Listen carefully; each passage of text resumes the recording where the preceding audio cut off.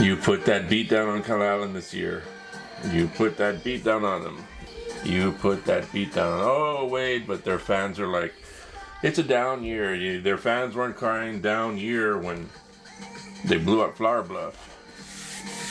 It's just anger issues. That their 2 losses this year to their 2 biggest rivals, GP and Alice. Anger issues. Come on, man. You just got your ass fooled by your 2 biggest rivals. Plain and simple. Anyway. Oh, hey, sorry. I'm so sorry and embarrassed. I didn't see you guys there. Hey, Calallen, what's up?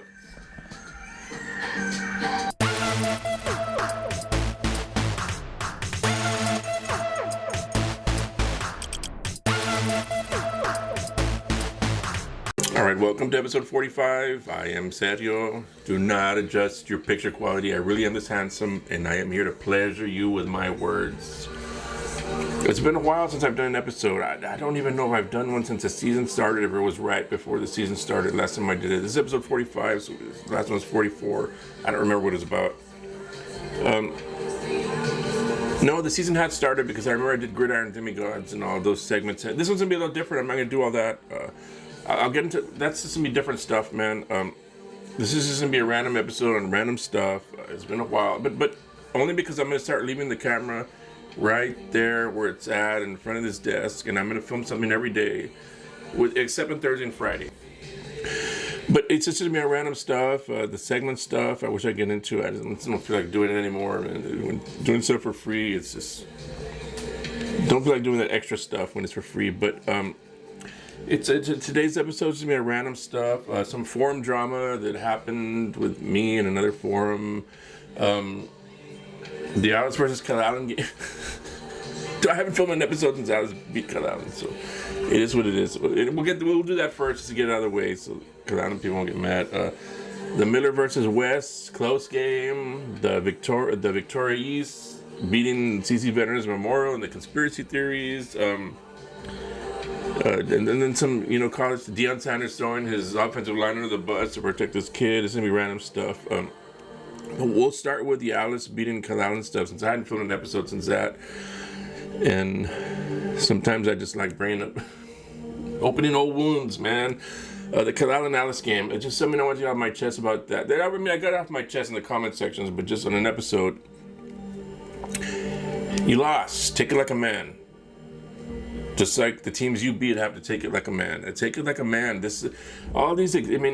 Leading up to the Alice Calallen game, it was all about Calallen's and blowout Alice, Calallen's and blowout Alice, blowout. Every prediction was a blowout. Some people are realistic from Calallen, so I don't want to put it on everybody. You got people like Joey Gloria. He's a realistic guy. He understands what's going on the page. But there's just a lot of fans from Calallen that just you bring the stuff I do on yourselves. It's not just on this page. It's another forum where they. Anyway, it's just prediction after blowout, and then as soon as Alice beats you, it's a down year. It's a down year. We're young. We don't this. We don't that. This is the worst team we've had ever. You weren't calling it the worst team ever when you blew up Flower Bluff a few weeks before. What's really at the heart of all your all's excuses is your 2 losses this season are to your 2 most hated opponents, Gregory Portland and Alice. That's what you're really whining about, those of you that are whining. So excuse after excuse after excuse. It's just, man, take the L, man. Don't make yourselves look. You still have, you still own this series against Alice by a lot. Hang your hat on that. There's no need to make 5 million excuses about this being a down. So what? The only time the results count are when your team is better than the other team. You'll never lose like that. You'll never lose an argument like that. You'll never lose a debate like that. That's horse crap, man.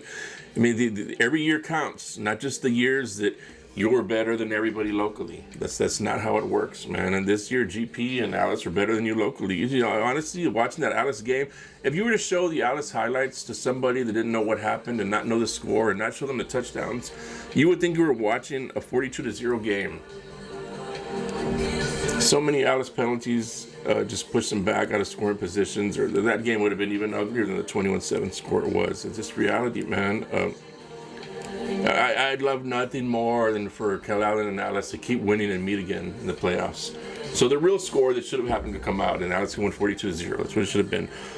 But you lost, man. There's no need to make excuses. You still own the series versus Alice. Hang your head on that, man. I don't know why all these come out of hiding with all these excuses. The refs this and our coaches that. No, you all weren't blaming your coaches last year when you went 13-1 and your offense looked amazing and everyone looked. I mean, it was just. But now all of a sudden, your offensive coaches and your coaches this, and they need to be replaced. That's what you call a fan base, man. Y'all just went 13-1 last year, man. You are some spoiled brats. Not all of you. Not all of you.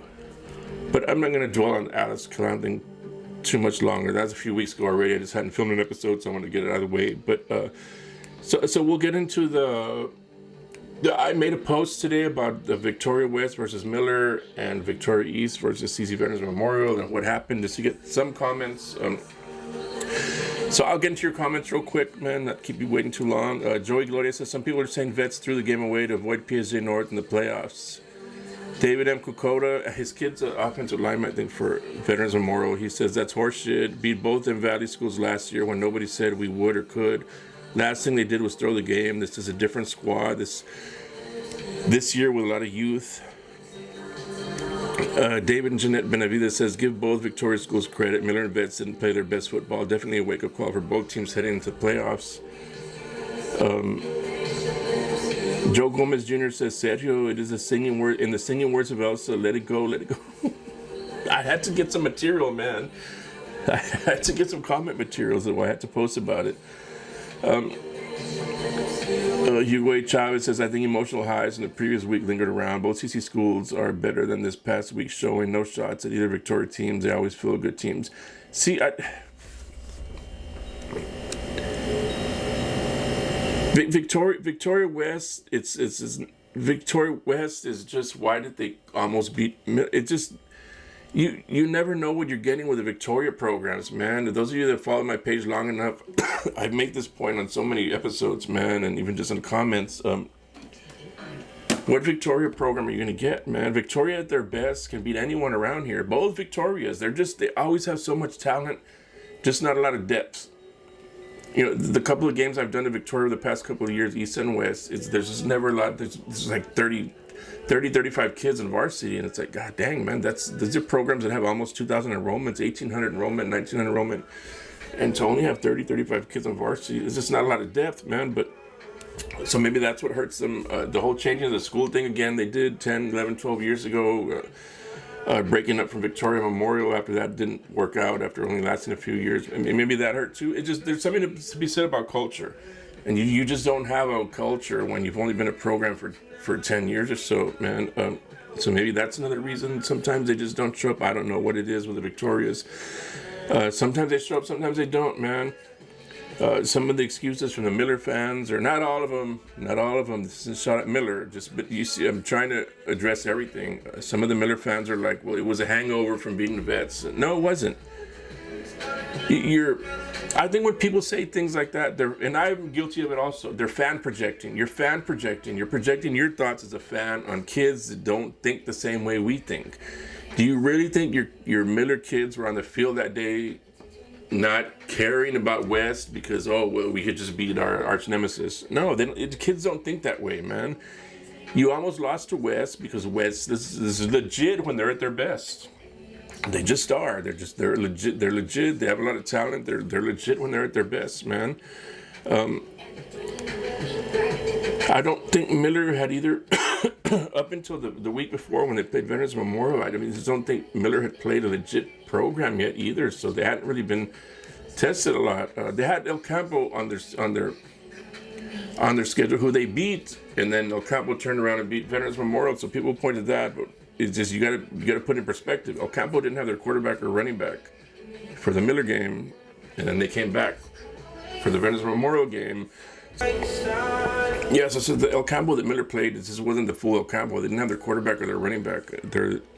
And these are D1 prospects, man. These aren't nobodies. So it mattered, and I just think maybe that played a part in why, you start facing these good opponents now at the end of the year, and it's not the same as what you were facing throughout the regular season, while those other CCISD programs that just aren't very good. As far as the conspiracy theories being thrown around about CC Veterans Memorial threw the game against Victoria East to avoid playing PSJ and North in round 2, that's... I ain't trying to get in trouble with people's fan bases, but let's keep it. What's really, if you pay attention to where these conspiracy theories are coming from, it's from a lot of Miller fans. So what does that kind of look like? It looks like you have some Miller fans that don't want their win versus Veterans Memorial diminished, so they're making excuses for why Victoria East beat Veterans Memorial.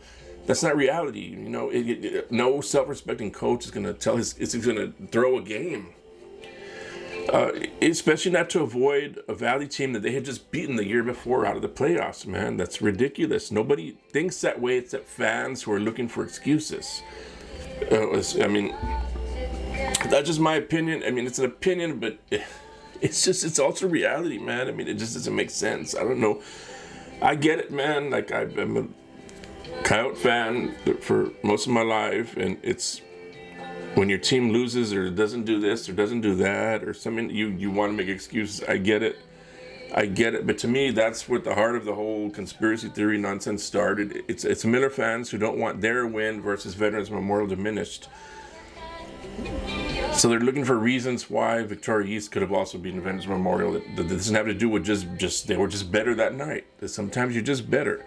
Victoria East is not a scrub program. They put up 40-something points on Miller this season also. Nobody from Veterans Memorial threw a game because they wanted to avoid a Valley program in round 2. It just doesn't work that way, man. Good luck. It's disrespectful, not just to the coaches to assume that, but to the kids.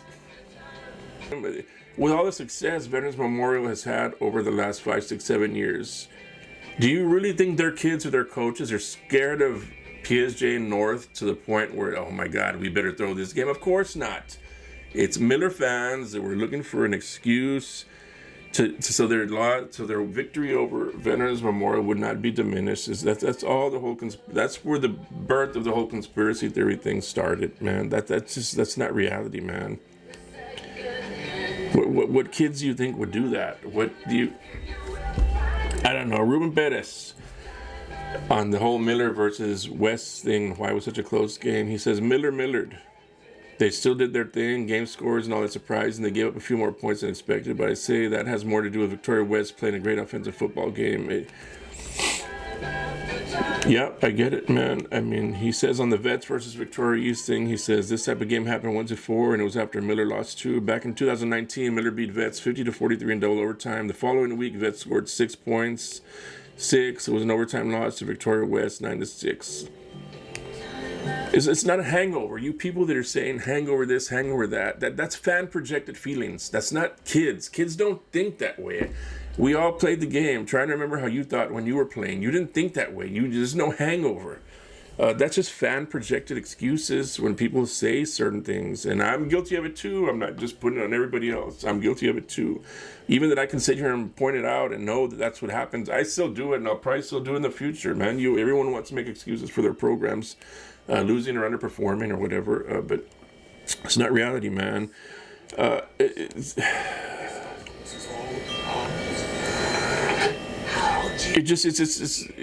like I said earlier, it's just disrespectful to the players and to the coaches and the community to think that somebody would throw a game like that because you need an excuse in your head to say, well, that's why they lost. Even though, I mean, stop it, man. It's ridiculous, man. It's just not a good look at all.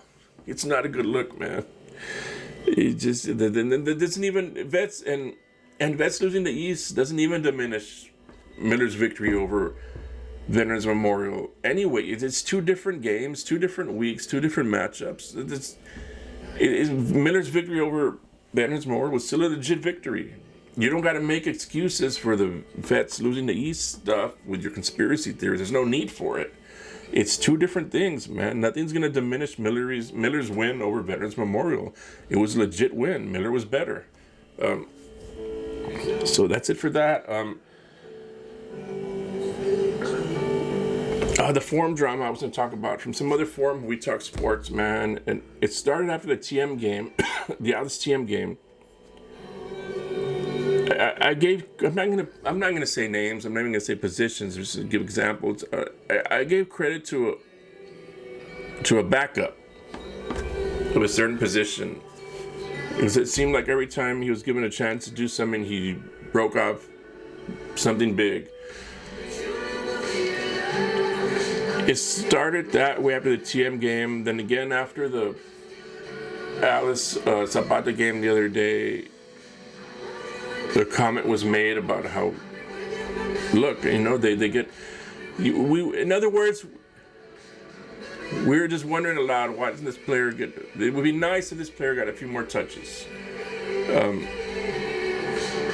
Yada yada, long story short, I mean, that turned into some family member seeing the comments, twisting them, taking them to the father and mother of the guy who's the actual starter, and twisting it to where I'm bashing the kid and saying he doesn't deserve his starting spot.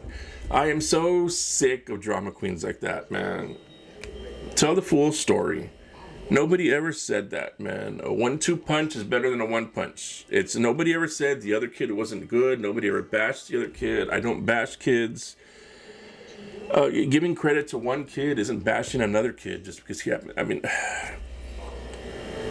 it's frustrating, man.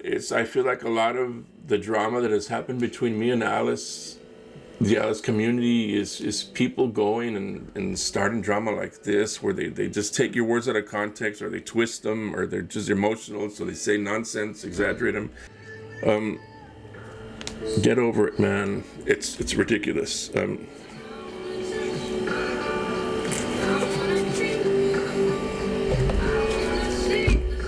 I had someone on another forum tell me that you're never going to get a job with a school district when you make these episodes, if you're doing this or that and you're drinking a beer.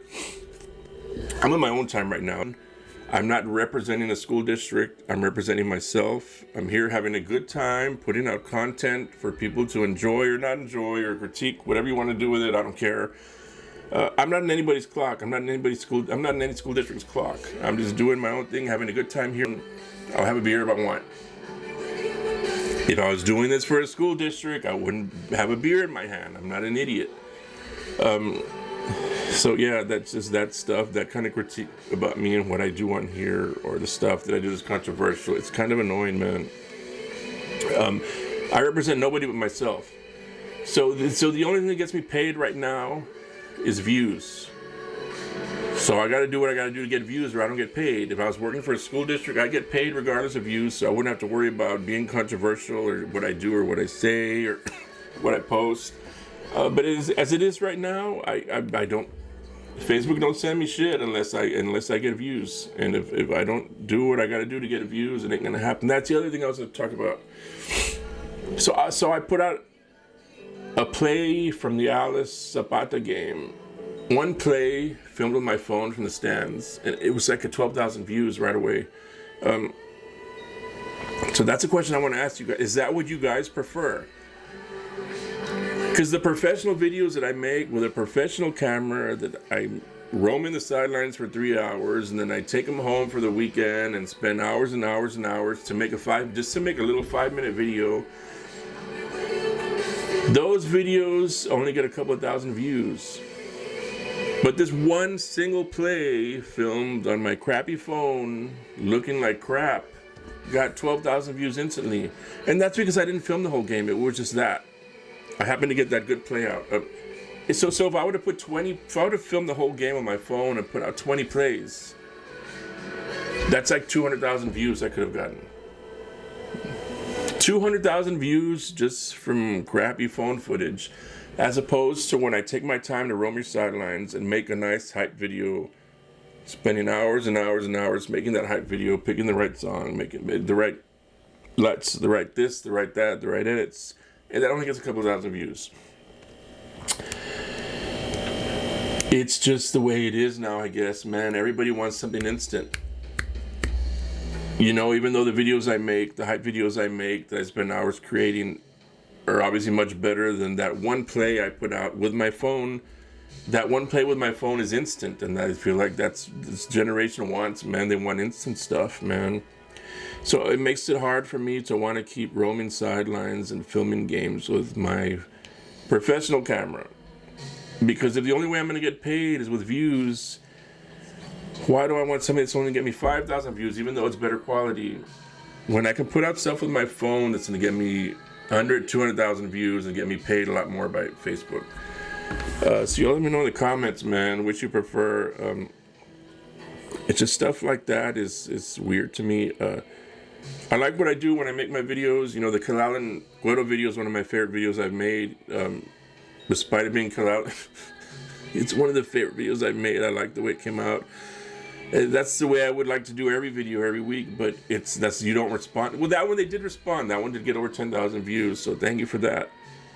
But if I had broken that up into a bunch of individual plays with my phone, it would have gotten 100, 200,000 views. I mean, that's like the dilemma I'm in right now, where I don't know which way to go with it. But I don't remember if I mentioned with the whole conspiracy theory nonsense. Veterans, by losing that game, now gave themselves a way tougher first round matchup. Why would they do that on purpose? They were looking at playing Laredo Nixon. Now they're looking at playing probably San Antonio Southwest, who beat Laredo Nixon 47-7. Huge difference in competition in that first round because of CC Veterans Memorial losing the game to Victoria East. So this idea that they did it on purpose is just asinine. It's ridiculous. It's people looking for excuses. It's just way too much, man.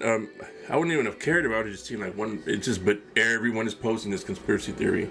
It's ridiculous. Anyway, I didn't remember if I had mentioned that or not. The whole first round thing that would help debunk the whole that nobody threw a game. Can you imagine when you played throwing a game? Of course not. You'd never do that. Why would you throw a game against a team you think you can beat? To avoid playing another team that you think you can beat. You know, it's fan projected nonsense is all it is. We're all guilty of it, myself included. I've done it before in the past too. I'll probably do it in the future. What else, man? I don't want these episodes to be too long because, like I said, I'm going to film every single day. And I've said that in the past. I never do it. I am, though. The season's almost over. Playoffs are coming. It's easier to include a lot of teams when it's everything's a little shorter. But congratulations to teams like Robstown making the playoffs for the first time. I think, I don't remember, it's a little over 10 years. I want to say maybe 2000. It was 2010 or 12 last time they made the playoffs. So congratulations to Robstown. I haven't looked into who their first round matchup. I would like to be there. Coach Perry, if you're watching, I would like to be there for your first playoff game. Tolosa Midway's going to make the playoffs as a third place team in the district, likely. Tolosa Midway, interestingly enough, crazy, has never won a playoff game. Not one single playoff game. I think this is the year they do it. It's going to be tough. The whole thing, with Beeville losing to Lavernia the other day, 49-0, that's crazy. That put the three-way tie in that district for first place. It's Beeville, Lavernia, and Port Lavaca Calhoun. Who ends up being the second team is who Tolosa Midway is going to play in the first round of the playoffs. I think the way some people had written it down, I think Lavernia's 1 and Beeville's 2. TM has a shot if it's Beeville. And they have a shot too with Calhoun. I guess it doesn't really matter, man. I don't know how the hell Lavernia did that to Beeville. Calhoun had just lost to Beeville, and Calhoun beat Lavernia. Then Lavernia turns around and wins 49-0 against Beeville. That's crazy. It's just crazy how when you're dealing with high school kids, this crazy stuff happens, man. Maybe that's more explanation too for everything that happened with Miller versus West and TC Vets versus East. There's no conspiracy theories. It's just you're dealing with high school kids, man, and sometimes stuff just doesn't work out the way it's supposed to, man. My senior year, we barely beat a crappy Moody team by a touchdown. Then the very next week, we barely lost to the number 8 team in the state, Carroll Tigers, by a touchdown. It's just you're dealing with high school kids. Sometimes stuff just happens, man. But there's no conspiracy theory stuff going on. What else is going on? The Deion stuff. Where's all the Deion fans now? Where are you? You disappeared. They've lost 4 of the last 5 games, and all of a sudden, they're not national championship title contenders. So many people had some crazy expectations when Deion beat TCU because they didn't pay attention. They were so in love with the idea of Deion this, Deion that. TCU brought back nobody. And even worse than that, nobody had game film of Colorado, of this Colorado's team. This isn't last year's 1-11 roster. Remember when Deion got there and he started threatening to kick everybody out, and I'm bringing my own luggage, and it's Louis, and this and that. It ain't Louis now, is it? It ain't Louis now, man.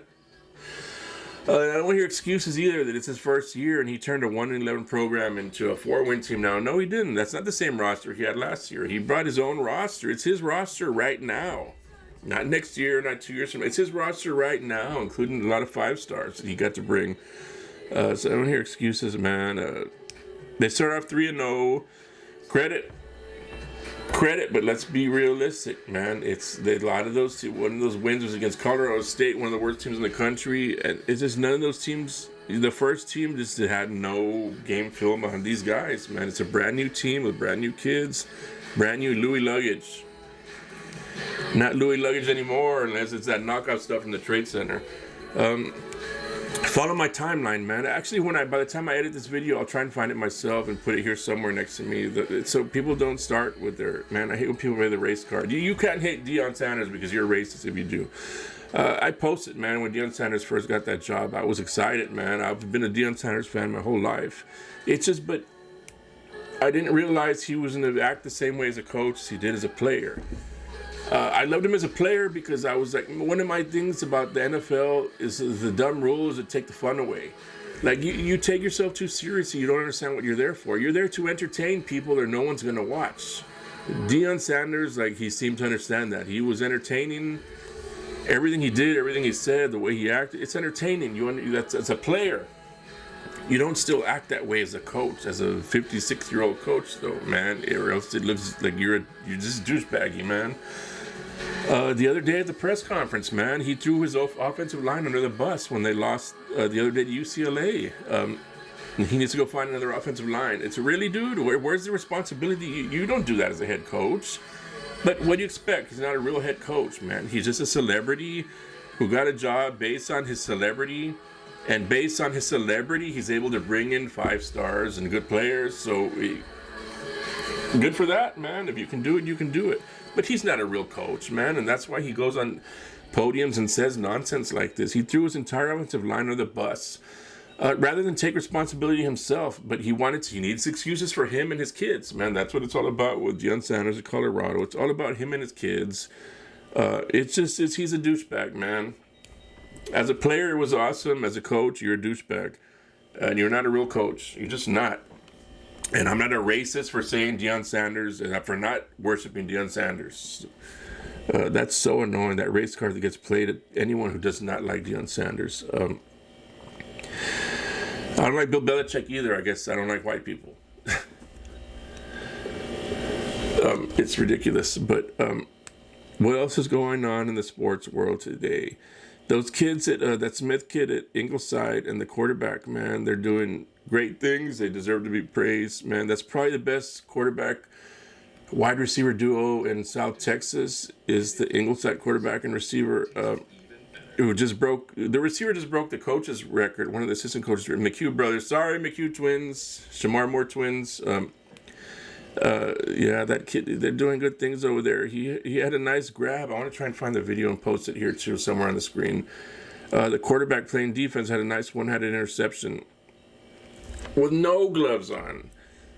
That's how you know it's legit, man. That's these gloves nowadays that they wear, man, they practically catch the ball for you. That kid had no gloves on and he made that catch. It's pretty amazing catch. That's why I wanted to give it credit, man. That's why I wanted to point it out. When you see someone catch them one-handers with no gloves on, that's pretty neat. Especially in today's age where they have the gloves that catch the ball for you. The Tidehaven kid, the Dodds kid, had 328 rushing yards and 7 touchdowns the other day in a 48-7 win over Bowling. So credit to kids like that. But the playoffs are coming up. Everything's getting juicy. Everything's getting interesting. So we'll see what I talk about tomorrow, man. Let me know in the comments. For those of you that watched all the way to the end of this video, let me know in the comments if you want certain players, teams, or whatever mentioned. And I'll do it tomorrow, man. I'll read off your comments. it helps me out a lot, man, when I have stuff to read off, man, and include you guys. That's what I want, is to include you guys, or you guys don't have reason to watch, but other than the fact that I'm pretty awesome. But we'll see what happens between now and tomorrow afternoon when I film another episode.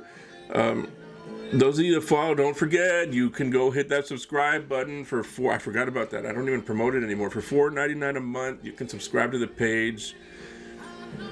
There's an area of the page where only subscribers get to see certain videos. I'm not going to lie to you guys, though. I haven't put anything out since 7 on 7. But that shouldn't matter. Some of you can just pay the $4.99 a month just to be supportive. There doesn't have to be an incentive. The incentive makes it better, I get it. There doesn't have to be an incentive. You can pay the $4.99 a month just to be supportive, man. The equipment we use here, the travel, the wear and tear on the car, to film games, to cover this and that, to promote your teams. The more people get involved with that, and the more I'm start making money off of it, then I'll be more then I'll be more motivated to start doing more stuff than what I do right now, you know. And not even just football, man. Once basketball season starts, we'll film a few basketball games, baseball games, whatever. But those of you that participate in the comment section, thank you. Adrian Salazar, you're a legend. We need more Adrian Salazars on the page. Thank you, Adrian Salazar, David M. Komoda, Joey Gloria, all you people, John Hunter, all you people that comment all the time and participate. I appreciate you guys. You Valley people that started coming around, I appreciate you guys. Don't forget, remind me to include this Valley team, that Valley team. I follow some Valley Facebook pages just so I can hit that share button and include them on this page just to get them talking also. Let's get some Valley people in here, man. That's on me too. I need to be better with that. Let's get some Valley people in here, man. The more the better. Invite your friends. Those of you from South Texas and the Valley, invite your friends to follow the page. Let them know about the page that exists so they can come in here and defend you. And your program, you want some backup when you're in the comment section. So let your friends know that this page exists. But thank all of you that have followed the page up to now. I think we're at 12,200 followers on Facebook, YouTube, Instagram, TikTok, Twitter, or X, whatever the hell it's called now. I don't know. It's not as much as it is here on Facebook, but if you're watching this on Facebook or YouTube, go follow all the other social media platforms that I have also, man. But those of you that are here watching still at the end of the video, thank you very much, and I'll see you tomorrow.